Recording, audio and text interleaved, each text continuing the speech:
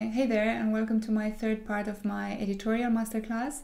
Now, if you haven't seen the first two parts, you have to see them because it's all tied together and it all makes sense together as a concept. So watch those if you haven't. If you did, enjoy this one and stay tuned for the last part because there is one more look. Now going into my third look, I'm using the Pond's Cold Cream Makeup Remover to slowly remove some of the makeup I applied, but not all of it. This is actually the best product that I used so far to remove liquid lipsticks or long wearing lipsticks, and you'll see in the second how easy it is to kind of remove everything away. It will leave a stain behind, but it's not as deep as with other makeup removing products. So as you can see, the lips are a tiny bit red, but I will still use that stain in this look. Going in with a little bit of foundation over the lip contours just to take away a tiny bit of that stain, but as you can see, it does leave a very nice color behind, like a baby pink, so I am going to use that into this look. Now I'm taking a clean brush and I am going to first remove what I can from the eye makeup without adding any more product. So first I'm removing to kind of avoid any buildup of product around the eyes. The same as for the other eye, I'm going over it and buffing and removing. As you can see on the brush, it's already it does have product on it. Now I'm going with some foundation and going over everything with a very light layer to kind of neutralize the eye area as much as I can. Again, as I said, I'm not removing makeup when I do an editorial shoot, but I am trying to work with what I have there to kind of build up as many looks as possible, and this is my method. The same for the other eye, and then I'm going with a liquid lipstick. Actually, this one is from the Sephora collection, and I'm working on building up a base actually for this look. As I go into the eye looks and I'm building up more eye looks, I always need a base, like a creamy base, to build up intensity, because if you try to do that only with powder eyeshadows, you won't be able to build up as many layers as you can if you apply first something that's a little bit tacky or a little bit creamy.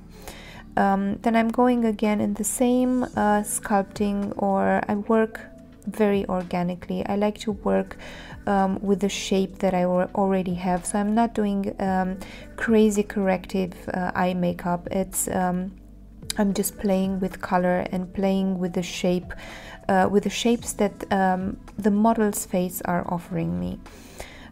So I'm going very lightly and I'm buffing out the color and kind of blending it out and doing a haze of color around the eyes for my base, for the products that I'm going to apply afterwards, because I am going to set this with a powder eyeshadow,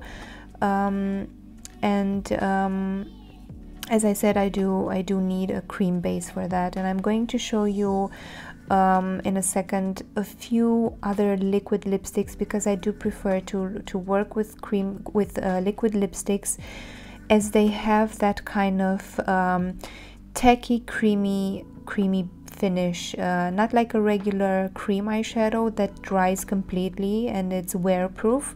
This still remains a little bit tacky, so I can apply powder eyeshadow on top of that. Then I'm going with a gel eyeliner. This one is from Inglot in color 62.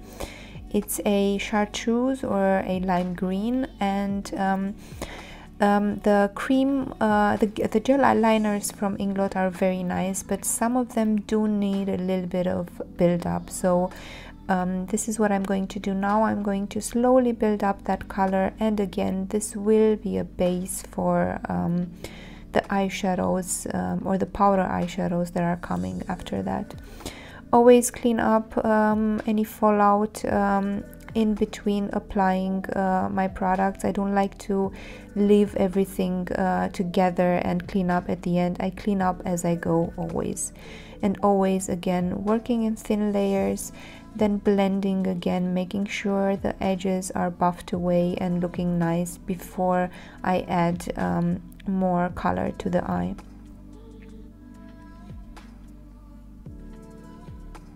And as you can see, this color or this gel liner does need 2 or 3 layers to be as intense as possible. But again, this is a new product, and it tends to be a little bit more creamy and not so opaque when it's completely new.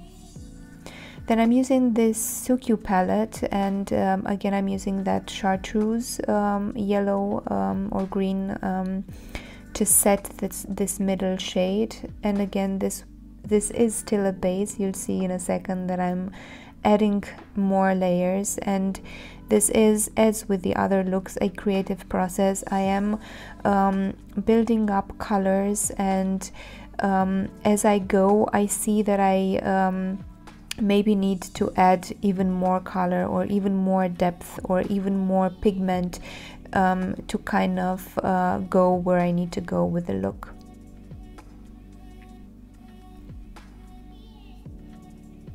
This is this chartreuse eyeshadow from Sukyu.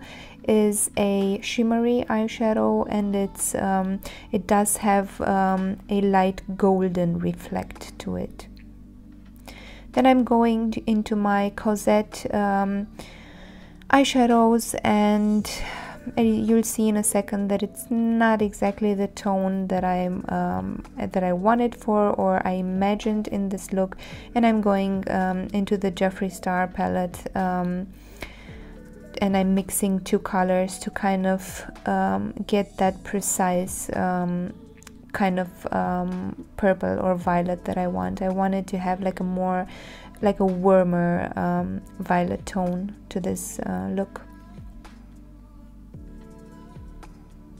Again, going back and forth, always thin layers, and you will see also in my next look, also here, don't lose yourself when you see it's not blending out. Always have patience. Don't add too much product from the beginning. Just if you see that it's not blending out as nicely as you imagined it, just go with a clean brush, as I am here, and blend away any edges and before adding any more color.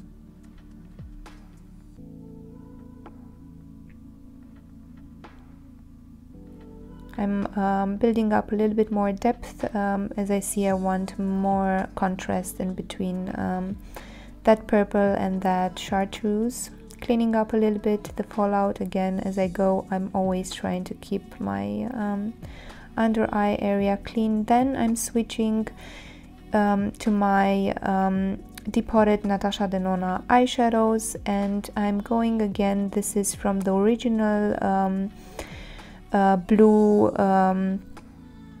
the original blue purple, the big palette from Natasha Denona, and I want to deepen up even more this this look. So I'm going into the outer corner with that purple shade to add more contrast.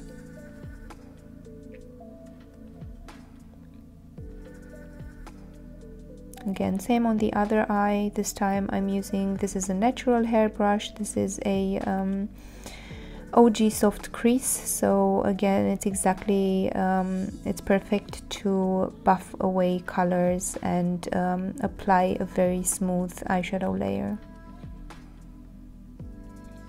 Then again, I'm checking to see that the shape is correct. I'm going in with a clean brush to kind of correct that outer corner. Again, correcting a little bit the shape. and adding more underneath to make everything more coherent.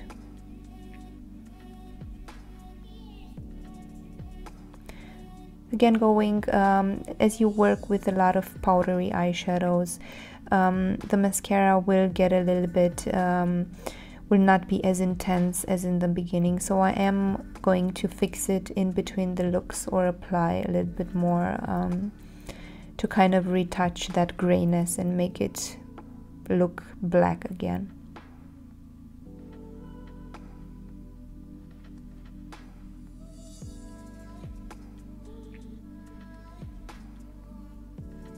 Again, correcting a little bit of smudges with a mascara spoolie, and now I'm going into my Makeup by Mario Master Metallics palette, and I want to intensify that mid color again to make it pop even more. And this is this palette is very nice, especially for the gold color, and there's also a copper shade that's very, very beautiful, so it has some nice intense metallic colors. For this look, I'm going to start applying some individual lashes, not a lot. I just wanna accentuate a little bit the outer corners.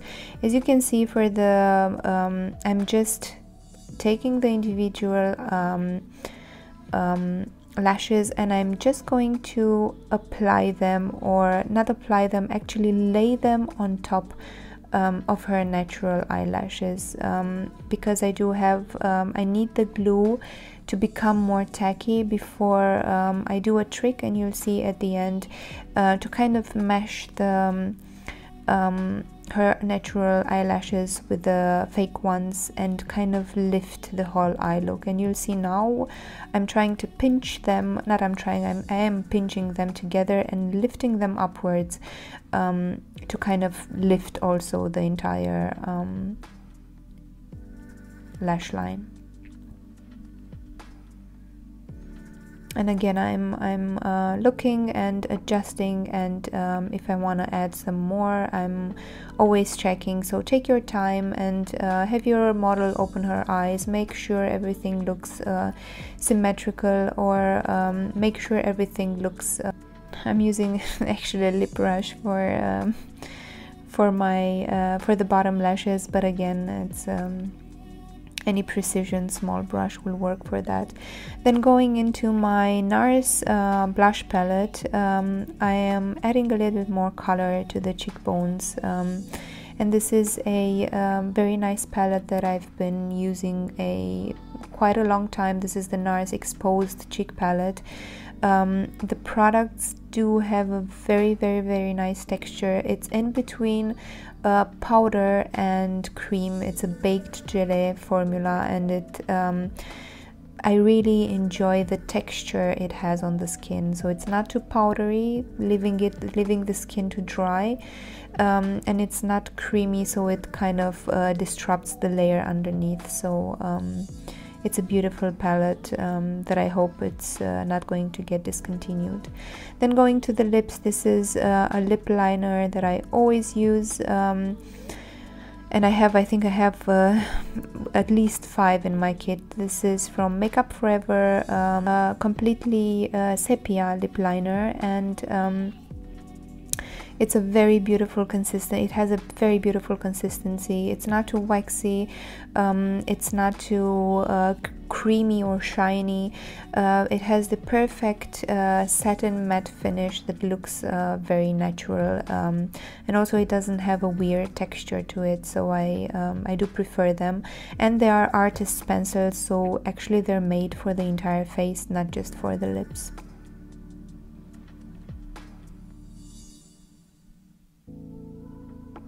Then I'm using the Anastasia Beverly Hills. These are lip glosses, and the color of them are Bella and Nude, or Nude, or however you pronounce it. And as you can see, I like a very buffed look for the lips. Going into my Shiseido loose powder. Again, I'm making sure the sides of the nose are not too shiny, and just like really spot applying powder on the face. So this is the third look, and again the pictures here, the photos here are not retouched, just the contrast. And again, you'll see that a good light setup does do a lot for photo shooting. If everything looks right, it's not much left to be retouched.